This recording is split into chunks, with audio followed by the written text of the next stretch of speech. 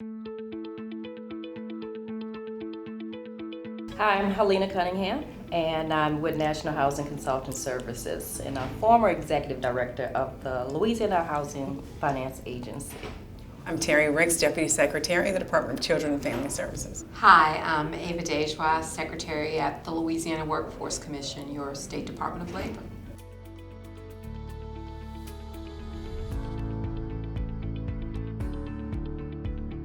I look to Helene and Ms. Cunningham in terms of seeing what happens when a neighborhood is transformed through housing. And so much of that also involves having homeowners there, and it transforms a community, and a big part of that is jobs. It's the family well-being that DCFS and Assistant Secretary Ricks work on. So there's so much connectivity there that we need to have more of.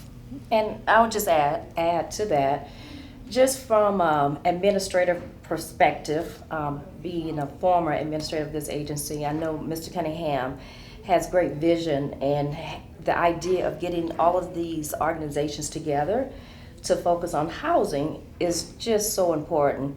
Every one of the organizations that were speaking earlier today and with these ladies today, all of them have to deal with the lack of affordable housing in their particular arenas. And I believe once that area is fulfilled, people understand that they have a great place to live, a comfortable, clean, affordable place. The areas that they deal with, I think, will make their lives a lot easier if they know people are in a home. That's absolutely right. The basic building block of every community is a family. And if a family has a great place to live, then a family has a great place to thrive. Support will come to that family in many ways if there's a space for them to live and thrive in. So our collaboration together, workforce, education, housing, private, partner, government, federal, state, local, and all community organizations. This is about building Louisiana as a community, block by block, parish by parish, and we can do that collaborating together. And we know that, and we're doing that. The Housing Conference allowed us to do that even better, bringing more people to understand more aspects of the connection that we make and how every aspect of policy matters to people. Because infrastructure is only about supporting people, right? So in the end, it's about Louisianians. And together, when we're working on these issues where we have a lack, as we've seen, then we can move the needle, and we can make a better place for Louisianians.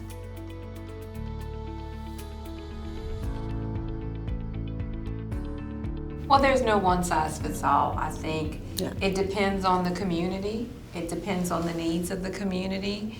It's building upon the resources that are there and looking at best practices. I think of downtown Baton Rouge and the Oretha Castle Haley corridor in New Orleans, of places that you see what happens when you bring jobs, when you bring infrastructure improvement, when you bring life back into a community.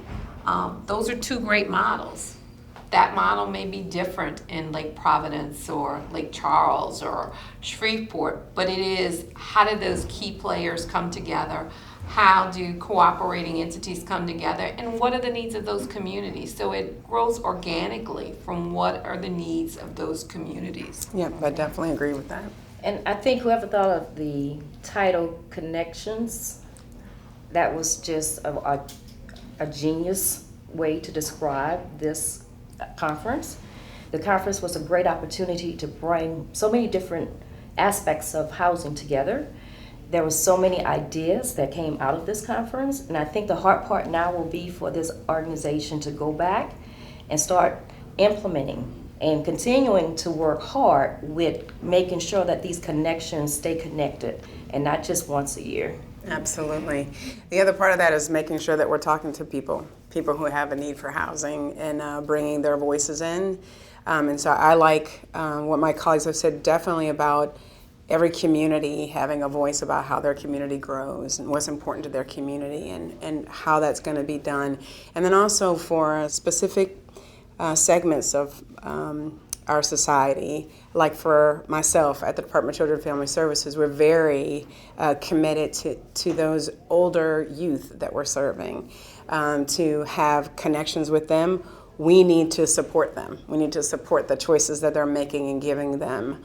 And so we're going to have more rich conversations than we had even before in the collaborations that we have. So I think that we're going to see better conversations at the tables that were already set before the conference, and new conversations at new tables that have been now called for because of what we learned at the conference.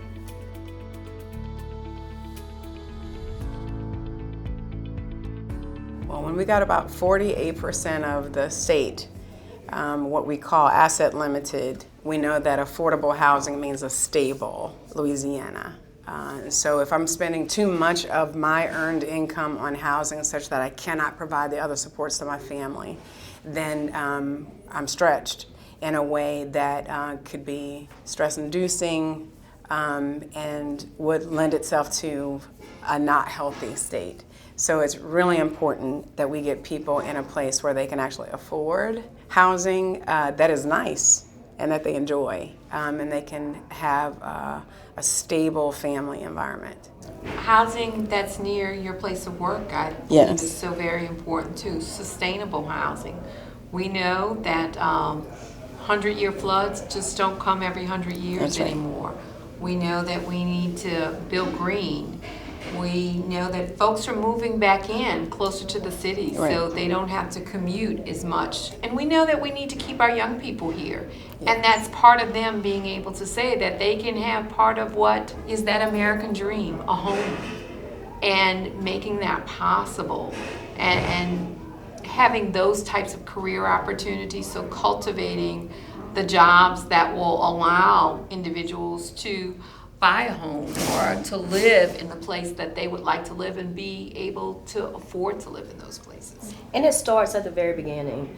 You have, once you decide you're going to build affordable housing or you're going to go and rehab an area that's blighted, you're starting with economic development by construction. You're going to hire several hundreds of people to start working on new housing structures.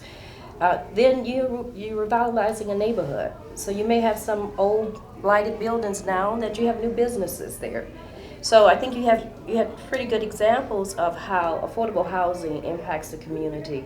You have stable employment because you have people who now, they don't have to work 4 or 5 jobs. That's right. Maybe they could work 1 job and spend more time with their family. So That's you're building your family community as well. You're creating new neighborhoods, you're meeting new people. You have so many connectivities with housing, and it's just not economic development, it's just it's a win-win for the state and for the community.